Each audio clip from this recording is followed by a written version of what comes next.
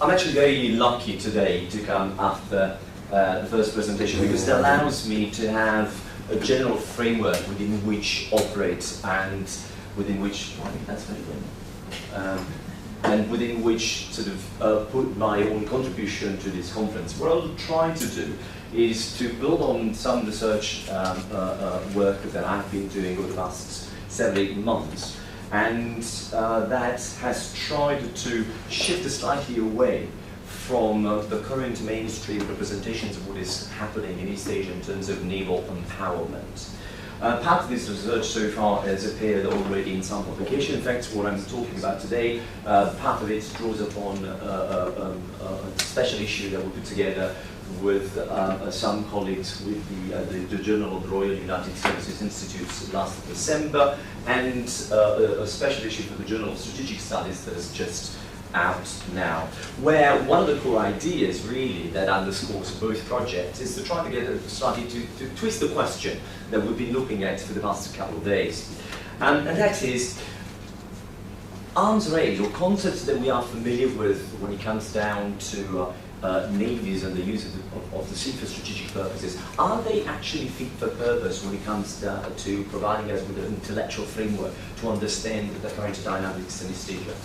And part of the answer, particularly insofar as this special edition of the Journal of JSS is concerned, the answer is that not quite. And so what I will try to do is just to introduce you through trying to answer the question of why the maritime disciplines in particular in the East and South China Sea are so important. I'll try to sort of shift the attention away from the current constructs that we're using and try to put a little bit of a slightly different spin to capture a phenomenon that is very important, that complements the traditional understanding that we've seen of power at sea as expressed by powerful navies that look at each other.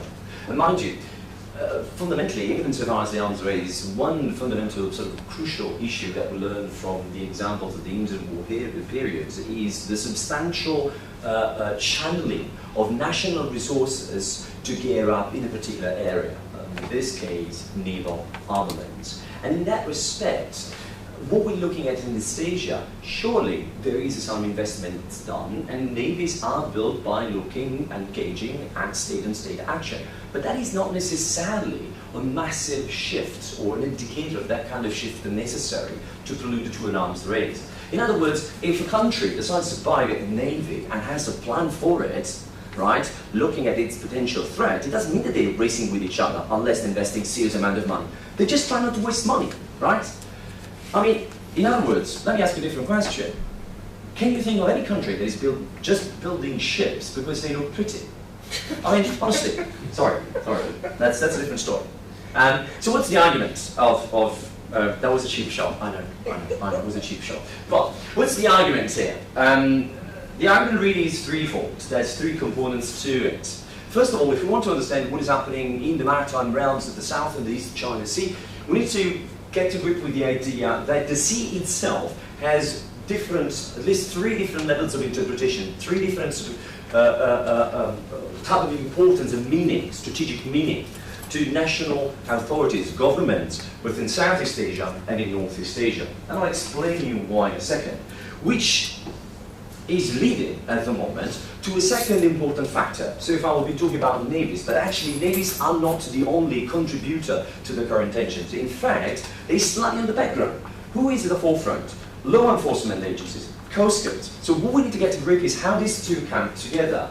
And the sort of second element of my argument that unfolds from the first is that if we understand that the sea has multiple security meanings to the different actors, then we understand why we have a proliferation of actors that are actually executing and implementing national policy at sea. After all, navies, law enforcement agencies, coast guards, they're just a tool of statecraft at the end of the day. And based on this, the last component of my argument is that, so what do we do about it? Do we just, stand back and watch how things are going to unfold? That would not be wise. I think, however, that while we cannot control the way countries decide to spend their money, because after all, you can't just turn around and tell to the Chinese or the Japanese, sorry, it's not nice to buy a carrier, right? But what you can do is that in an environment that has multiple layers of security importance, what is essential is to make sure that the ground rules that all different actors using this maritime space are shared and they all implemented. And I think at the moment, this is a major sort of source of tensions. And if we go back to the fundamental question we've been asking for the past 2 days, 1914, what does it tell us about 2014? Well, sure as hell it tells us something. That you might have an event that has nothing to do with global politics, and yet it brings about global disaster. And so, monitoring behavior at sea at a very grassroots level, how coast guards, navies, implement the classic rules of the road that most of us sort of understand, that is essential. What I call the power of normative pressure. And in that respect, this is good news, because even if you're European power, and you can't really come down this way with the carrier battle crew, notwithstanding what Lord West would suggest, and certainly something you can do. Politically, you do uphold a certain sort of basic threshold of understanding of what the ground rules, the rules of the road, the basic safety of navigation is all about, and that is certainly something to think. So what's the sort of overall framework to this? Well, let's go back to basics, right?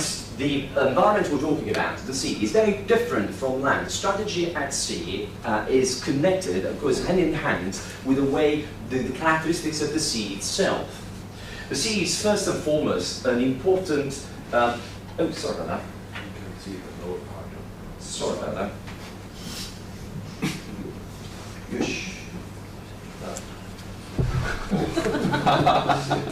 was not what it was. No, that was mine. Oh, there we go. Ha!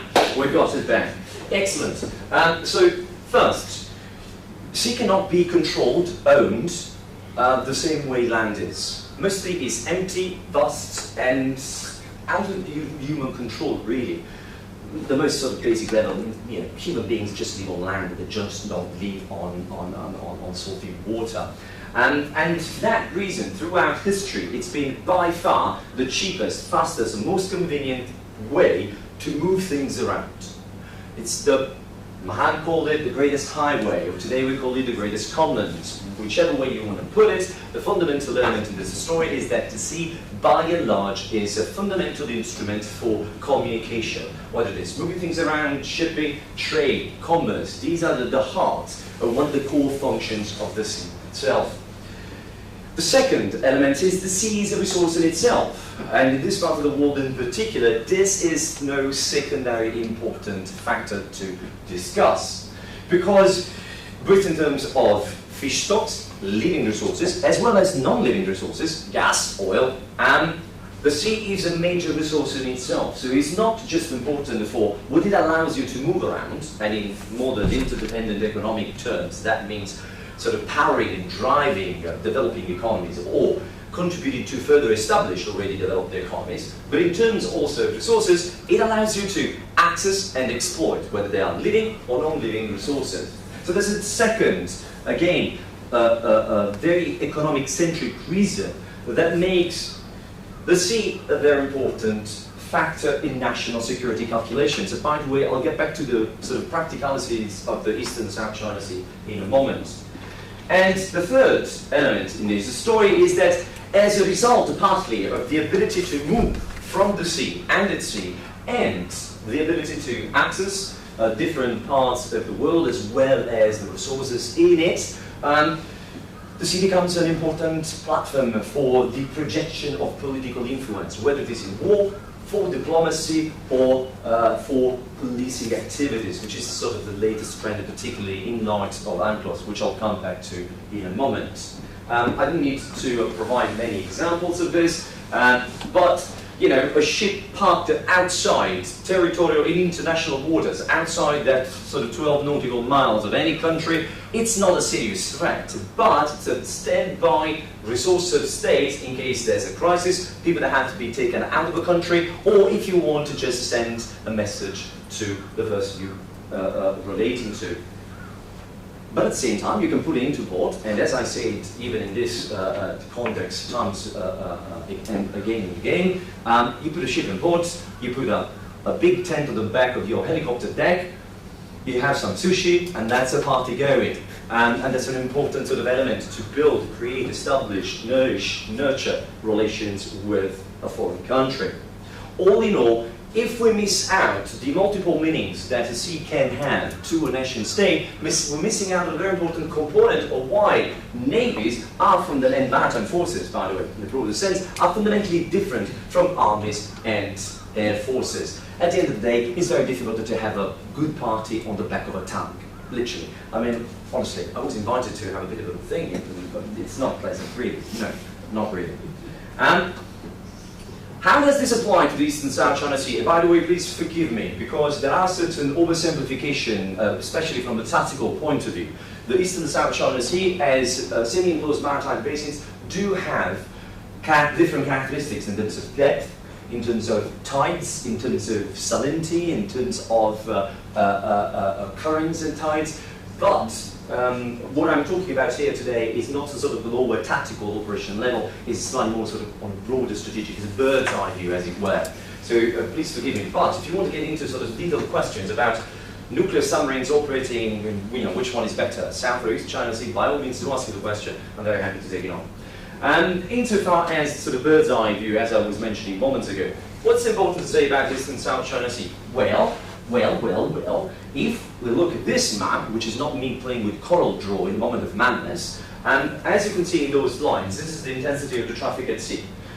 East Asia, and in particular the China Seas, the East and the South China Seas, they are at the center. These are the driving engines of economic growth, development, and sustainability in this part of the world. Some of the stats are probably known to you. 7 out of 10 of the top world megaports are all in East Asia, 5 of which are, East Asia, I mean east of Singapore. The first in that list that is not in East Asia, Rotterdam, the first sort of European equivalent, Rotterdam, in comparison to the top one, Shanghai, and there's some sort of a 20 million containers difference. TU, that's the standard reference measurement for number of containers. So in terms of the numbers, and sort of macroeconomic numbers, transportation at sea, not just for goods and finished and unfinished goods, but also for oil and energy sources, are absolutely essential, whether it is the East and the South China Sea. And as you all know, whether you're in China, Taiwan, Japan, South Korea, or even North Korea, if you think about it smartly, it doesn't really matter. The fundamental issue is, for all the countries east of Singapore, so all those that face the East and South China Seas, there is a substantial importance in the use of this space as a means of communication. But what about as a means of resource? Well, again, I don't think I have to dwell too much on the data and the information here. What we're looking at is the situation, is the context, is whether it is the South China Sea or the East China Sea. The interesting thing that both basins are particularly rich in fish stocks, although the South China Sea these days is not really looking good. There is overfishing, and because the temperature of the water, now we can go a little bit tactical. Let's get key, right? So because there's some 125 rivers that go into it, what happens is that the temperature and the salinity is very different. So it favors biodiversity. It's one of the most biodiverse environments in the world, but it's also one of the most intense traffic basins in the world, which is killing most of that biodiversity. So there's a very serious environmental issue. But on top of that, even in terms of energy resources, whether it is gas or oil, there is a large debate at the moment. Certainly we know that the East and the South China Sea do contain gas and oil fields. Now, how big, how small, data tend to vary a lot. United States data from the Department of Energy tend to be relatively conservative. Japanese and Chinese data tend to be slightly more optimistic. Part of the problem is, if you try to ask the question, so who is lying? It's not just the question of lying, it's just that sort of assessment to verify the amount of gas and oil present in the different fields is very difficult, because some of those are very deep depth, so the ability to have a full sort of spectrum and picture of the situation is relatively complicated. But here's the kicker in the story.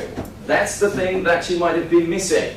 What's cool about the energy resources in both basins is that, as you can see from the picture of the South China Sea and the one of the East China Sea, they all in those areas where there's lots of overlapping lines, right? Which brings me to the real sort of bummer of the story today. What is the bummer? Well, most of the gas and oil fields are said to be located in an area. There are roughly around 90% of them. Whether it is the East or South China Sea, again, it doesn't really matter. It's pretty much the same everywhere. They're all contested. Which brings us to the complicated element of the story. Because where the maritime disputes fit into the equation, there are two types of disputes in the East and the South China Sea. Boundary delimitation disputes and territorial disputes. Disputes about teeny tiny rocks that I want because it's my precious, right? And disputes about how to apply the definition of a particular boundary at sea as they were sort of encapsulated by the principles given us from UNCLOS, the United Nations Convention on the Law of the Seas. Mind you, there is a little bit of a corollary to this, a bit of a caveat. Chinese authorities don't necessarily agree that whatever existed before UNCLOS came into force should be sort of following UNCLOS procedures. That increases the problem. But what is the problem in substance? Well, when it comes to delimitations, there's two issues here to keep in mind. First of all, the historical phenomenon process of decolonization in sort of areas that is Southeast Asian, so those countries that are around the South China Sea, corresponded, right, pretty much with the definition of a new national space. On land, this was a lot easier to be achieved. At sea, it was not. So between the 1950s and sort of late 1970s, early 1980, pretty much all littoral states, except for Brunei, in the South China Sea, tried to position themselves on some of those Spratly and Paracel Islands, which are the two main island groups in dispute, in order to ascertain their sovereign territorial control over them. Mind you, the case of Clipperton suggests that occupation is 90% of your claim. So you might be wrong, but after you're in there, it's not that you're going to say, sorry, I'm wrong, take it back. In East China Sea, the situation is similarly complicated, and we spoke about the Senkaku Jiaodai Islands moments ago, and I want to go back to it. So in terms of one element of the question, the problem of territorial sovereignty of the islands themselves is only partly relevant to the ability to access resources nearby. What really speaks all about, what really points towards to, is the legitimacy that empowers governments to say, this is our territory, this is me proving our ability as a legitimate government to defend the territorial integrity of our country. So in terms of territorial sovereignty, whether it is rocks, islands, or whatever else, one of the key issues there is that what it says about the ability of a government to rule and to make a point to its own people about the capacity to defend territorial integrity of the country. Whereas when it comes down to maritime boundary disputes, the situation is slightly easier. Because after all, it is about economic advantages. Notwithstanding what some scholars in China sometimes argue, the sea itself, sovereignty at sea, when it comes to maritime spaces, it's not that you own the water. You just own what's in it. It's a functional right. It's about accessing energy resources and getting access to particular sort of content in there, whether it is fish, whether it is gas, oil, whatever. And practice, and in particular in this China Sea, this is true. When it comes to China and Japan, of all countries, actually, you can think about contested space even without solving your boundary dispute. Because it is about economic advantages, about relative advantages, you can actually discuss how to share them, how to get a good deal out of it. Definitely, the 2008 joint agreement on exploring one particular gas field, the one in here, the Longqing, which is around Chengsu, it's about 2,700 square kilometers. At least there was a consensus between the Chinese and the Japanese government to jointly sort of think about exploiting, investigating it and then exploiting it. That never really went anywhere because of the recent events that we all know about. But there is another element here, equally very contested. In 2013, in April, the Japanese and the Taiwanese government signed an agreement that clarified fishery areas in the area just around the territorial waters of the Senkaku-Jiaodai Islands, proving the fact that even in the most contested possible space, you can actually come to an agreement when it comes to the second dimension that I mentioned of maritime disputes, the one that concerns the boundaries themselves. Because these are about relative gains, not about that absolute ultimate element or sovereignty that speaks about the competence of a government. That is the real bummer, as it were. We've seen this, and what I want to take away, and again, we'll talk about this as just one example, because being in Tokyo, I think you're probably all more familiar with. And here, the problem about the sovereignty of islands, rocks, or whatever else, really, insofar the territorial element to it is very important, because it speaks about what kind of history we're talking. It speaks of the particular narrative. Right? So if I'm in Beijing or if I'm in Tokyo, the way you present your case for why the teeny tiny islands of the Senkaku group are yours are very much connected to the way your own country, your own government presents itself to its own people. This is both an advantage and a disadvantage. An advantage because it creates a very strong narrative, but it is a disadvantage because it makes very little room for negotiation. Simply put, you know, whichever side of the story you want to uphold, there's no possible way that you can make both the Japanese and the Chinese government happy. So if you are from the European Union, whichever country, it's a hell of a difficult situation because you don't want to upset anybody, but still at the same time it's very difficult to take part into this. I will not talk about too much details because it's been mentioned and I want to move on. But the second sort of, how does it all come together? I think there's two dimensions, and we've heard about one of the two sides of this dimension. And again, when we have to be very careful, what I want to take away from this particular sort of component section of the talk, it's a very simple idea. We have to be very careful in terms of whether you are in the South China Sea or in the East China Sea, there are certain factors that would suggest that there is a degree of investment and spending into military. Okay, but most of it, especially in Southeast Asia, it's about the replacement of kit that is as old as anything in life. One. Two, again, there is no massive sort of shift of national resources to pursue specific military capabilities build-up agenda. Well, unless, of course, you are in China, in which we all know that the sort of comparative terms of spending is much higher than any other neighboring country, but that doesn't make an arms race. It makes a militarization process, right? If there was ever an arms race anywhere in East Asia, nobody notified the Japanese government. They forgot about it, right? If you look at the Prime Minister Abe's agenda, the man wants to conquer the world. Fine, with what?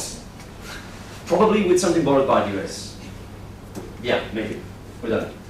But, so here the question is that we have to be very careful when we think about the sort of military trends in the region, because there are clear signs that would not suggest that indeed anybody is engaged. There is gauging, state-on-state gauging, that's for sure, but again, that makes it for smart procurement, not for an arms race.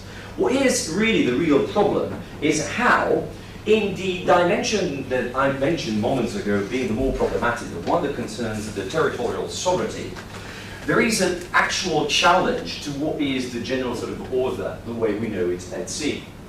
In particular, insofar as the concept of maritime governance that has been brought about by the implementation of UNCLOS when it became operational in 1994. And both, for example, most Southeast Asian countries ratified it. Japan and China ratified it in 1996.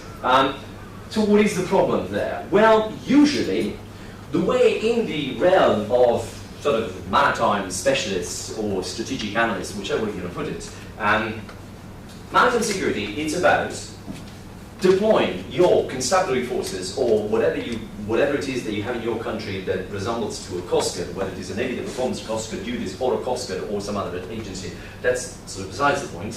The key element is that usually these forces are deployed for maritime security operation, which usually are about implementing the defense of your territorial boundaries, whether it is EEZ or the 12 nautical miles, right?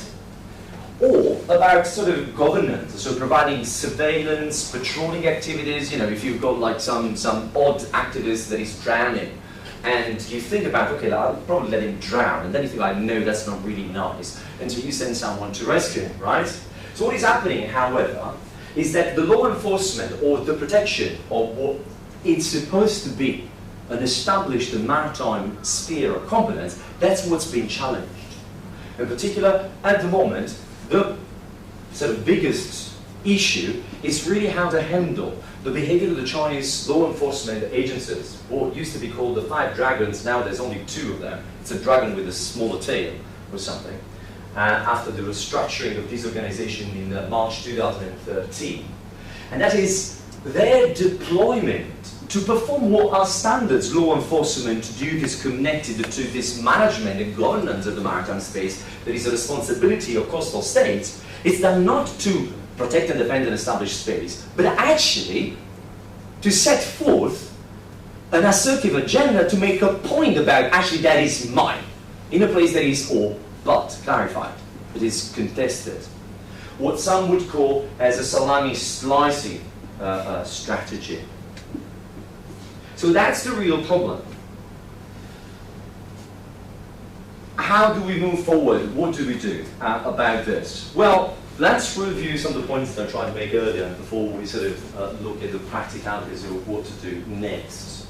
First, if we want to understand why maritime disputes matter, we need to sort of go back to the drawing boards and get a sense of why the sea matters to countries in the East and facing the East and the South China Sea.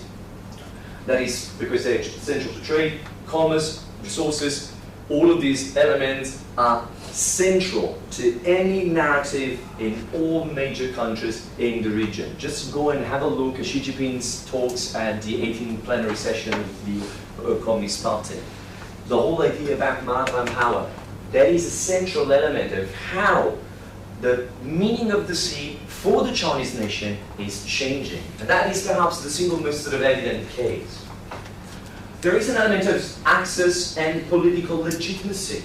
The East and the South China Sea do present themselves as platform for ascertaining, in a military sense, regional ambition and projection beyond the confines of the region. That is true for Japan. And, for example, Prime Minister Abe's narrative of contribution to peace, or whatever it was that yesterday was mentioned, that is true for South Korea, that is true for China, that is true for most of the countries, larger countries in the region. But it is also essential for political legitimacy. The simple fact that you can prove that these territories that you are protecting, these disputed islands, are yours, that says something about how good you are as a government in power. Mind you, this has been one of the underscoring narrative of the events of the past year and a half in terms of the confrontation between the, over the Senkaku territorial islands between the Japanese and the Chinese governments. The other important point is that we have to stop talking about just navies or naval power. It has to be a much broader, sort of encompassing way of understanding that this is about maritime forces. Because the uses of the East and South China Sea are no longer just for the projection of sheer military power. They are for ascertaining national control. That national control that has been granted by UNCLOS as a powerful normative factor. And some of these issues, if you do this, if we all do this, then we'll start seeing that conflict hasn't happened yet. Because there are elements of competition as well as cooperation existing in the maritime realms of the East and the South China Sea. And in fact, we can play one against the other. How much? How far you can push it? Professor Cocker is much better at this kind of stuff than I am. So I'll leave it to someone with sort of bigger brains than mine. Lastly, so what do we do? I think the moment we heard yesterday about the Code for Unalerted Encounters at Sea as being an initiative that was taken in Qingdao after 10 years of negotiation. Actually, those who know the mechanics of it, apparently this goes back to the late 1990s. So this thing is taken like donkey's age to be negotiated and agreed upon. And it applies, unfortunately, that is a problem. It's a very good thing. It establishes the possibility to have communication bridge to bridge, avoid collisions and that sort of things. All naughty boys don't really have much room to maneuver. However, what's the problem? What's the limitation? It only applies to navies. And by the way, it applies only to navies in high waters. Now, if you're in the South China Sea, where parts of the Chinese claims are about the 9-dash line, depending on how I understand it, that means the accused might not apply to 80% of the South China Sea. So what's the bloody point of it? That's an important question to keep in the back of our minds. Hotlines also were mentioned.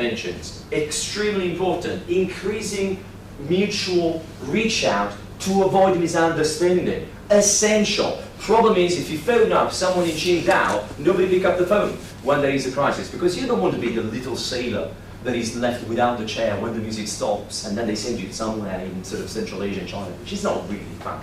So there is an element there to understand what is the right level. Is it the ministerial? It is headquarters? It is basis? Or what is the sort of alternative to this? Maritime communication mechanism. These are all grassroots basic levels. The fundamental point that brings them together is that they are looking at creating a basic shared understanding of what a proper behavior at sea it's all about. And that's where you start from. In a place where the application of broader normative context, in particular UNCLOS, are contested because they speak about the political legitimacy of the governments of the country, the littoral states in the East and South China Sea, the best hope for a better future is to avoid and limit the possibility of misunderstanding that might elevate tension or even escalate to war. So essentially all of this is trying to bring everybody around the table and develop a basic mechanism of rules of the road that would be applicable not just to navies, but also to coast guards, and theoretically also to air forces, particularly in light of the air identification zone that was implemented by China in last December. So in this respect, I actually want to note on a positive note. I think that the situation is less desperate than one would assume by looking at the sheer numbers or the sort of visual firepower displays over the last few years and the sort of ambitions of large programs.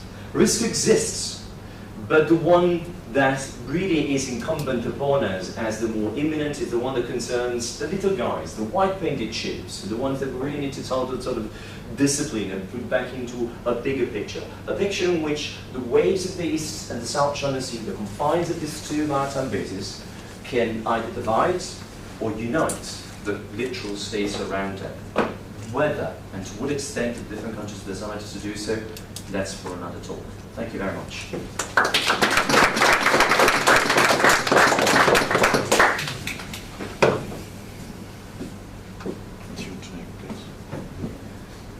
Yes, Robert. Yeah, thank you very much, Alessio. This was worthy of an adjunct fellow at TUJ.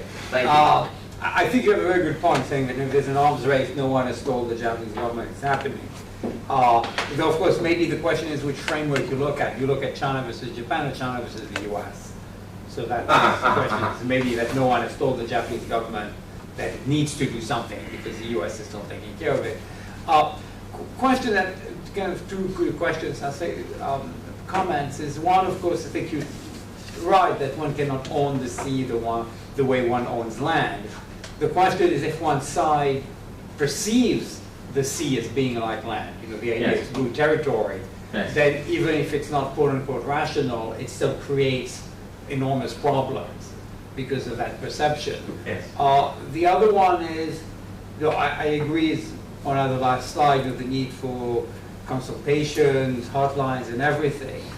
But to some extent, I think this sometimes reflects maybe an optimistic view. And I'm not talking about this issue in general, but just about the general concept of hotlines, confidence building, is that if we just talked, we would reach an agreement.